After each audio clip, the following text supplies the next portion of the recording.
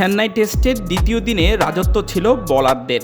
একদিনেই দুই দলের পড়েছে ১৭ উইকেট, যেখানে নিজেদের প্রথম ইনিংসে অল আউট হয়েছে বাংলাদেশ, আর দুই ইনিংস মিলে ৭ উইকেট হারিয়েছে স্বাগতিক ভারত।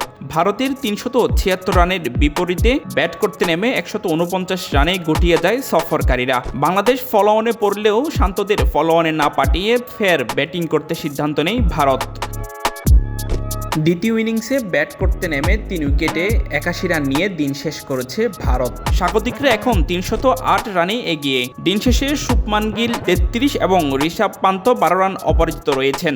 দিনের শুরুতে দাপট দেখিয়েছে টাইগার বোলাররা।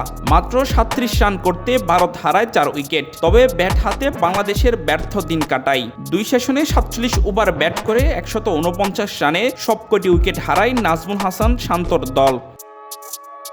অল্পতে ৫ উইকেট হারানোর পর দলের হাল ধরেন সাকিব লিটন, তবে সে জুটি বেশিক্ষণ স্থায়ী হয়নি।